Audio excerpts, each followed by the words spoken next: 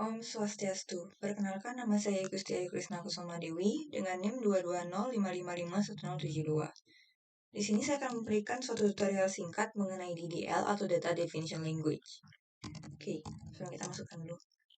Nah, apa sih DDL itu? DDL atau Data Definition Language?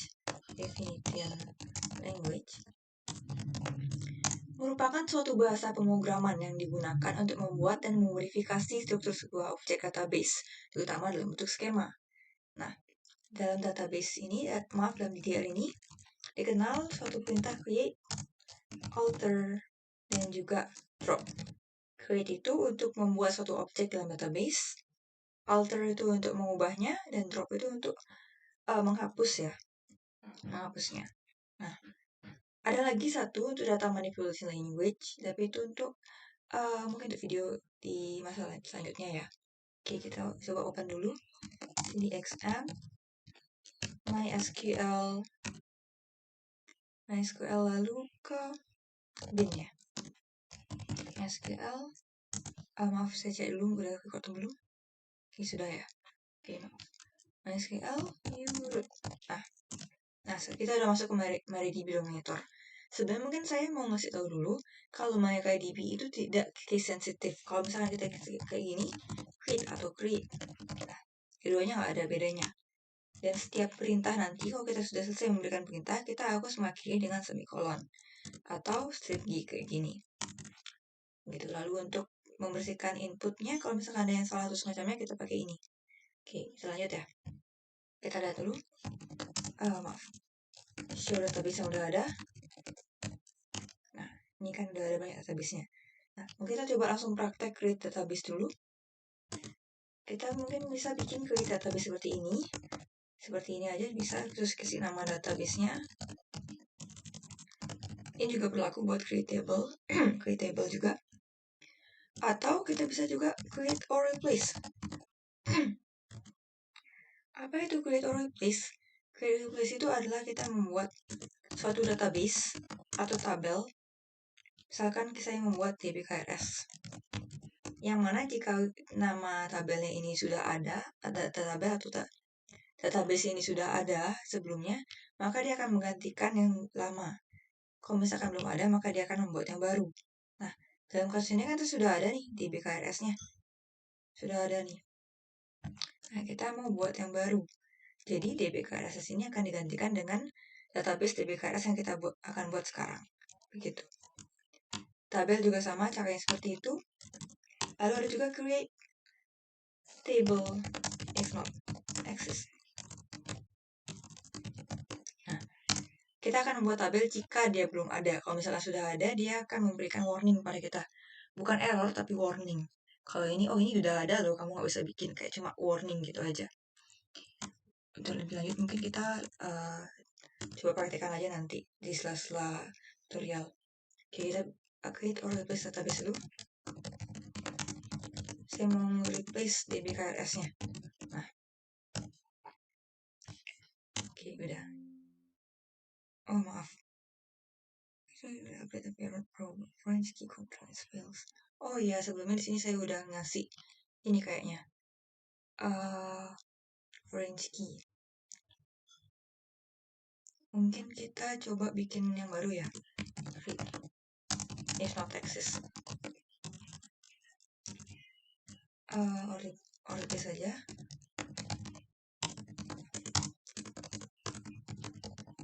Untuk bagian sini mungkin saya akan coba jelaskan lagi nanti saat kita sudah memasuki foreign key. Lalu di sini create or database, kita akan menghapus database atau tabel yang sudah ada terlebih dahulu.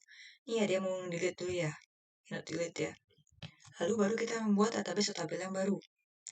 Maaf, yang lama akan dihapus, yang baru nanti akan menggantikan. Begitu urutannya. Jadi kalau misalkan database kita atau tabel kita mengalami error yang baru, maka database yang lama atau tabel yang lama tetap hilang karena sudah di-read terlebih dahulu. Begitu. Oke. Ini kita coba bikin DBKRS. KRS2 ya. Oke. KRS2. Karena ini belum ada, kita cuma punya KRS saja, nggak istilah angka 2-nya. Nah, kita bisa bikin. Nah, udah. Terus kita use db KRS2. Sekarang karena kita udah pakai DBKRS 2. Jadi kan belum ya, kita belum ada pakai database apapun. Oke, yang pertama kita bikin create dulu. Create, karena kita masih kosongan ya, baru kita bikin create mahasiswa tabel mahasiswa. Nah, kolom buka kita mau bikin fieldnya atau kolom-kolom atributnya. Yang pertama kode mahasiswa. Saya tulis dulu. Nah, ini kode mahasiswa adalah sebagai nama kolomnya. Integer itu untuk tipe datanya. Integer itu ada banyak. Ada sesuai dengan berapa banyak bilangan yang dapat disimpan di dalamnya. Ada small int, ada tiny int, ada medium int, dan semacamnya. Di sini mungkin saya akan pakai int dulu ya untuk biar lebih mudah saja. Namun dalam prakteknya kita juga bisa mengubahnya nanti. Mungkin kita coba di alter table nanti ya. Oke. Lanjut int not null. Nah, selanjutnya kita akan memberikan suatu kolom definition. Kolom definition itu merupakan definisi dari kolom yang akan kita buat. Not null misalkan. Berarti kita memberitahu bahwa kolom ini tidak boleh null, tidak boleh kosong. Karena nanti kita akan saat ini sebagai primary key ini nggak boleh kosong. Lalu ada juga auto increment. Nah, berarti nanti setiap tambahan data, kalau misalkan kita insert datanya nanti ke dalam tabel ini, di bagian kode mahasiswa ini akan langsung menambah dia. Kalau misalkan kode mahasiswa di dalam data yang pertama adalah 1, kita tambahkan jadinya 2, lalu nanti di data selanjutnya jadinya kode mahasiswa 3, kode mahasiswa 4, dan semacamnya. Gitu, jadi nambah satu seperti itu. Nah, auto increment ini hanya bisa diimplementasikan di kolom yang bertipe integer, bilangan, dan juga sebagai primary key. Kalau misalkan dia bukan primary key, biasanya tidak bisa sih. Makanya saya coba terus hasilnya error. Oke, kita lanjut. Sekarang nama mahasiswa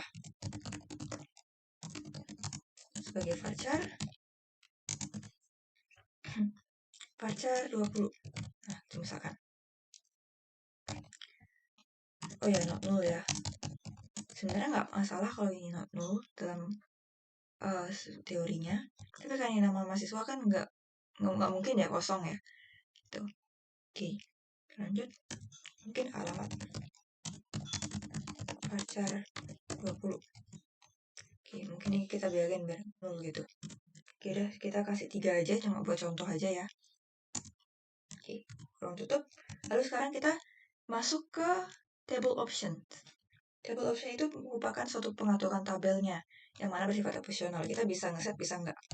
Kalau misalnya kita nggak set juga nggak apa-apa, biasanya di set ke default sama dia. InnoDB. Nah, bagian ini engine InnoDB ini merupakan suatu table option di mana kita bilang ke tabel ini untuk menggunakan storage engine tertentu. Nah, setiap storage engine itu mendukung table option berbeda, namun ada beberapa table option yang didukung untuk seluruh storage engine. Jadi, misalkan engine lalu auto increment. Misalkan sama dengan 5. Jadi berarti kita mulai incrementnya dari angka 5. Yang paling pertama itu ada 5, lalu 6, 7, 8, dan semacamnya. Nah, lalu ada juga default charset sama dengan nama charsetnya. Itu kita menentukan default charset yang akan kita gunakan untuk tabel ini. Nah, selain 3 itu juga masih ada banyak lagi table option yang dapat kita gunakan. Mungkin untuk men-set min atau max kolomnya dan semacamnya. Yang kita bisa yang kita bisa tentukan nanti saat kita buat create table, atau kita bisa juga alter nanti ya sesuai dengan kebutuhan. Terus sekarang saya kita kasih semikolon, kita cek dulu bisa tidak bentuk. Oh, maaf. Tabel. Oh, ini saya salah ketik ya. Mestinya table. Oke, maaf. Table. Oke. Kita coba lagi. Semoga nggak error. Mahasiswa. Nama mahasiswa. Alamat. Lalu. Oke, kita coba. Nah, kita udah berhasil buat tabelnya. Kita coba show tables. Udah ada ya tabelnya. Lalu next mahasiswa untuk lihat kolomnya. Dan sesuai dengan apa yang kita minta tadi. Dan mahasiswa sebagai primary, dia itu nggak boleh null dan juga auto increment dan seterusnya. Lalu kita bikin tabel lagi. if not exist. Nah, oke, table ya, saya lupa di sini. Table if not exist. Nah, ini apa artinya? Kita akan membuat tabel kalau dia itu belum ada di database sebelumnya. Mungkin tadi saya sudah sempat jelaskan sedikit. Nah, kita akan membuat tabel dosen nih. Karena tabel dosen belum ada, jadi kita akan membuat seperti biasa. Membuat tabel dosen baru. Kalau misalkan ada, dia akan melempar warning. Seperti itu. Oh, mungkin kita coba perhatikan dulu ya. Mungkin kita coba mahasiswa tadi. Oke. Lalu kita bisa juga ngesetnya kayak gini. Nggak aku stay enter kayak tadi. Sebenarnya nggak ada bedanya. Kita coba biar yang bagian ini biar lebih rapi aja gitu. Oke, kode. Misalkan mahasiswa gitu misalkan. Kode mahasiswa. Terus kita copy aja. Oke. Kurang tutup. Nah, ini kita nggak dikasih error nih. Tapi dikasih satu warning. Kayak gitu contohnya. Kalau misalkan tabelnya udah exist, udah ada sebelumnya. Oke, kita lanjut lagi. Create table. Kita coba exist dosen. Kita buka. Kita kasih lagi kode dosen. New auto in. Lalu untuk set primary key-nya ada dua cara seperti tadi yang ini, dan cara yang lagi satu kita coba lagi setelah ini ya. Nama dosen. Varchar 20. Lalu koma alamat varchar 20. Koma lagi kita set sekarang primary bagi indeksnya. Kode dosen. Oke, kita coba. Kalau nggak error. Oh, salah.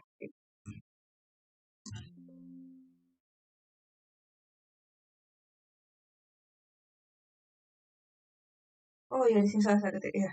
Yang bagian varchar, maaf. Oke, kita coba lagi.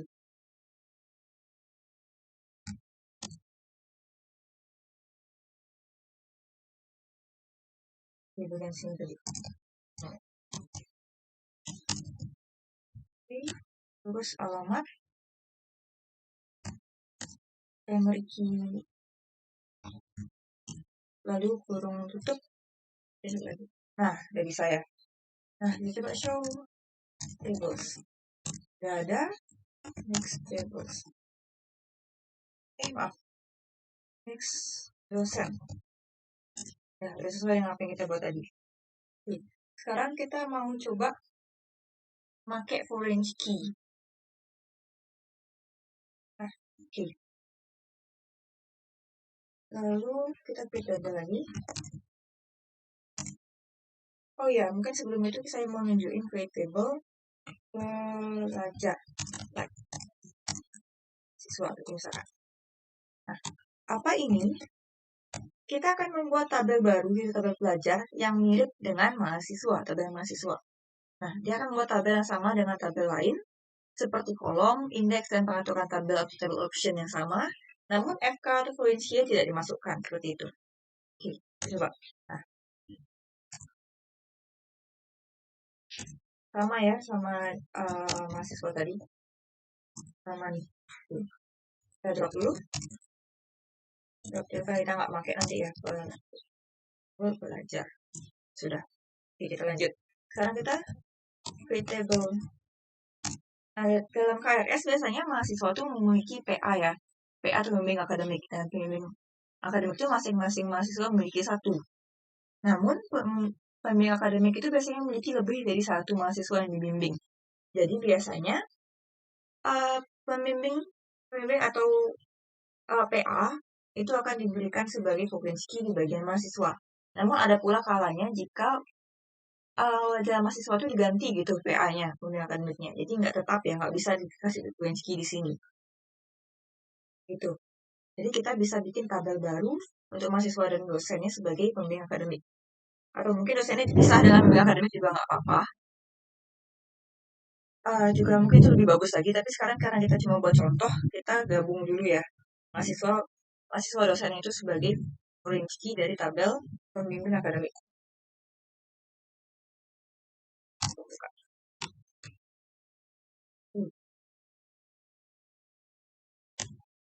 Udah PA. Kita copy aja di sini, sama aja.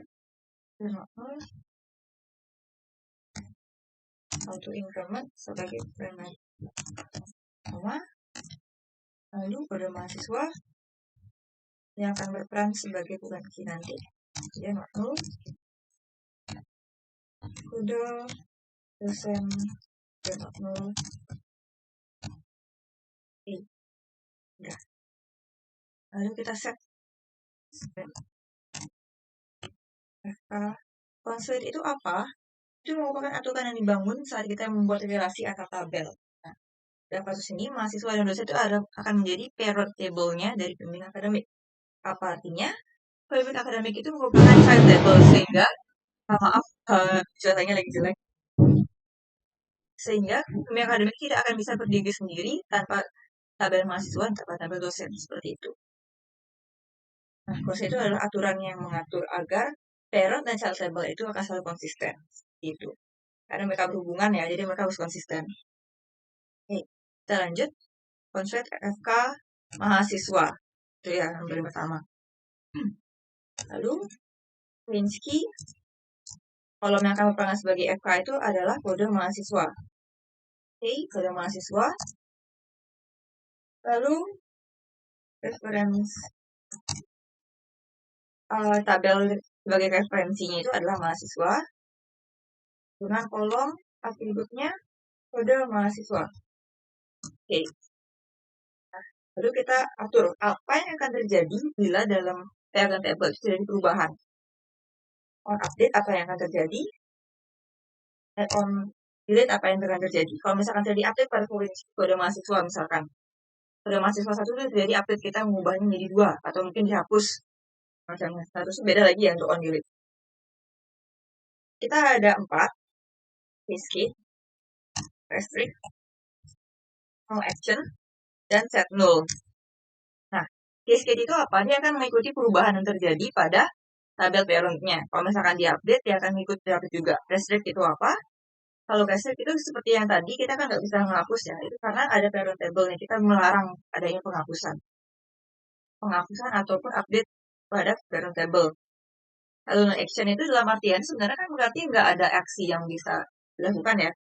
Saya baca di web kemarin, no action itu sebenarnya sama aja kayak restrict, itu nggak memberikan terjadinya aksi reaksi perubahan pada parent table yang akan mempengaruhi child table-nya. Set null, kalau set null itu dia akan set null pada bagian child table. Kalau misalkan dalam parent table itu jadi perubahan pada kode mahasiswanya, misalkan jadinya dihapus gitu.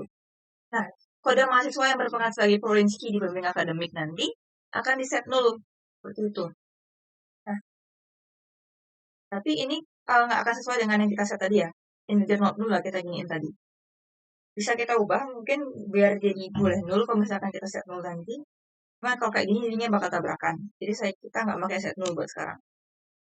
On update cascade, terus on delete, restrict itu misalkan. Nah, itu.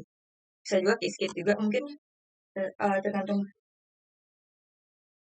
tergantung gini aja kebutuhan. Nah, sekarang yang kedua caranya sama, FK dosen. Oke. Maka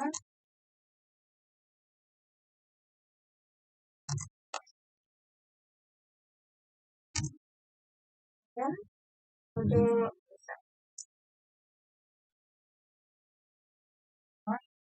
kita copy aja sama.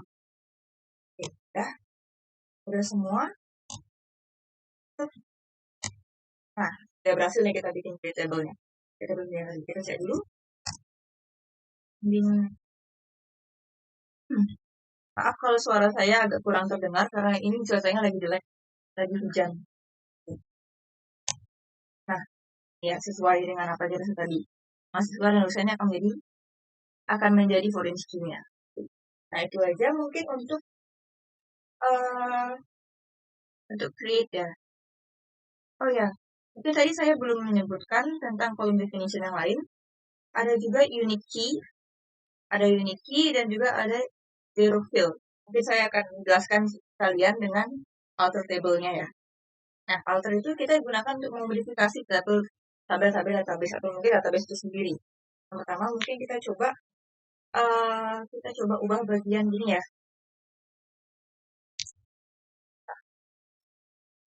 Kita mau coba, tadi kan kita belum isi name-nya ya. Kita belum isi name-nya. Kita mau mencoba nge-add name-nya itu. Alter table mahasiswa. Enter, add name-nya. Name, integer, not whole. Nah, itu misalkan. Not whole. Lalu sekalian deh saya jelasin lagi tentang column definition-nya yang mungkin kurang saya jelaskan. Selain not null sama auto increment tadi, ada juga yang namanya zero field. Zero field itu apa? Kalau misalkan kita ngeset nomor 1, kalau misalkan kita ngeset integer itu untuk bisa menyimpan misalkan 5 bilangan. Dan tapi kita cuma ngeset, kita cuma nambahin 1 doang. Kita cuma ngasih insert data 1. Yang tampil itu adalah 00001. Karena ada 4 ruang yang belum terisi ya. Zero fill ini akan mengisi ruang yang kosong itu dengan angka 0 seperti itu.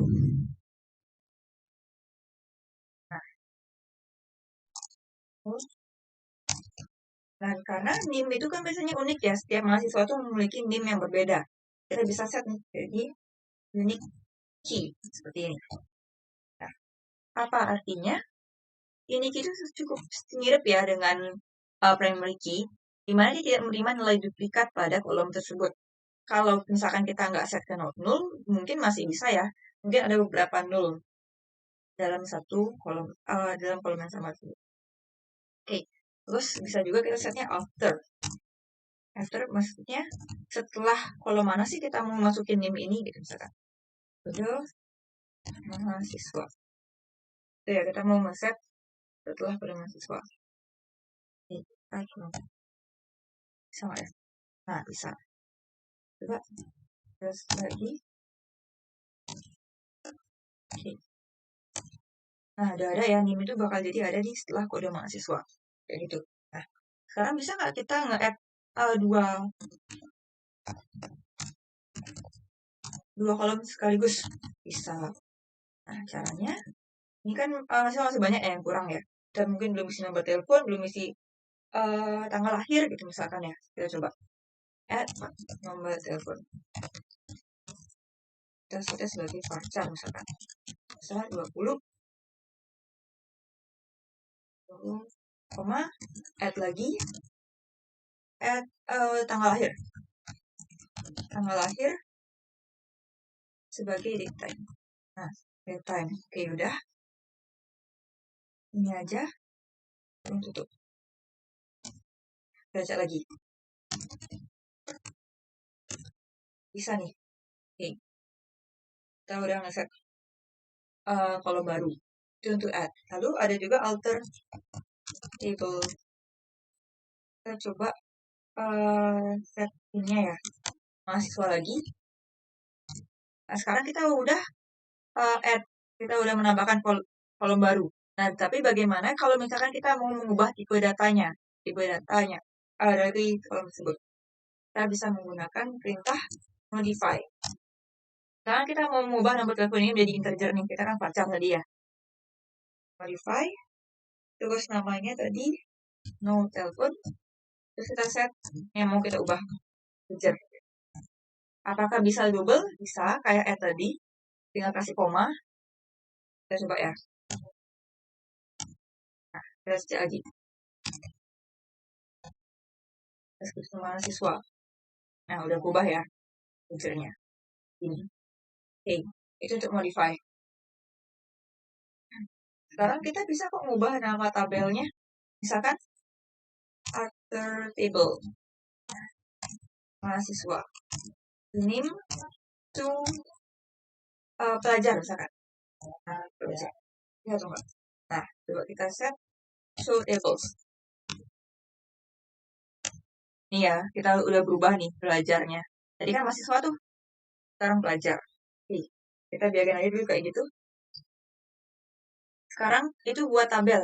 Bagaimana kalau kita mengubah nama dan tipe dari kolomnya? Ini kan kita udah modify ya. Modify ini cuma buat tipe datanya aja. Kalau misalnya kita mengubah keduanya, nama dan tipenya, bisa kita pakai perintah ini. Alter table pelajar ya sekarang namanya pelajar. Enter. Change kolom. Kita mengubah kolomnya. Lama-lamanya nama. Maaf. Apa ya kita enaknya ubah? Alamat ya mungkin. Alamat. Lalu nama barunya domisili misalkan. Domisili definisi kolomnya masih sama. Terus saya ubah batasannya aja. Varchar 15 misalkan. 15. Oke. Coba. Nah, kita coba cek lagi. Tes pelajar. Nah, udah ubah ya. Di bagian alamatnya. Jadi kan alamatnya alamat Varchar 20 nih. Nah, sekarang domisili pakai Varchar 15. Nah, kayak gitu. Itu aja mungkin buat alter table. Mungkin masih ada banyak lagi, tapi kita bisa belajar itu seiring waktu ya. Soalnya makin lama mungkin makin sulit gitu. Nah, sekarang kita masuk ke drop. Drop itu kita udah beberapa kali menggunakannya ya. Drop table misalkan ada tabel yang mau kita hapus. Oke, coba. Mungkin kita create table baru. Mungkin matkul ya. Buat sekedar aja, saya kasih kode matkul doang. Ini aja. Maaf.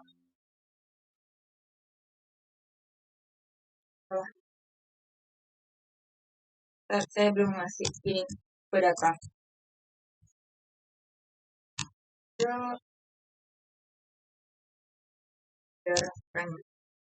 Misalkan. Belum tutup. Udah coba. Nah, udah ya. Udah ada. Misalkan kita mau mengubah, kita mau ngapus nih tabelnya, kita bisa pakai drop. Table, matkul. Kayak gitu. Itu ada hilang. Show table. Nah, udah nggak ada lagi. Kita cuma punya 3. Drop column juga bisa.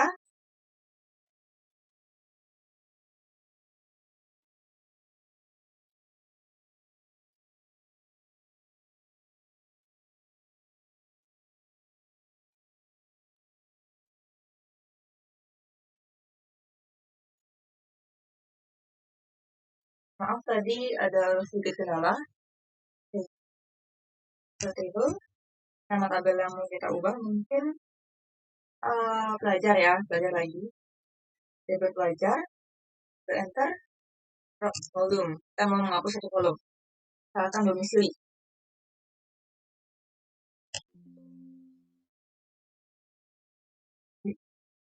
Oh, maaf. Saya malah ngeceknya dominisi. Maaf. Oke. Mungkin kita sekalian aja. Kolom. Dominisi. Oke. Oh, maaf. Saya belum cek ini. Ya. Kolom. Oh, saya salah tulis tadi. Coba. Nah, kita cek lagi. Apa tadi namanya? Oh ya, next pelajar. Apakah masih ada? Udah ya, udah dihapus. Mungkin sekian dari saya. Itu saja mungkin buat tutorial create, alter, dan drop. Tapi ada tambahan lagi sedikit untuk pembimbing akademik yang tadi. Saya lupa ngasihin. Soalnya saya tadi kasihin contoh barengan sama alter table-nya. Karena kita mau buat satu-satu di mana mungkin mahasiswa dan dosen ini hubungan PA-nya mungkin berubah. Jadi bisa saja aktif, bisa saja tidak ya.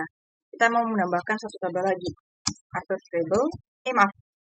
Benar. Alter table bimbing akademik. Nah, ini digunakan untuk menentukan apakah hubungan ini aktif atau tidak gitu. Add volume Oh, nggak perlu pakai kolom ya. Add is active dengan tipe data boolean.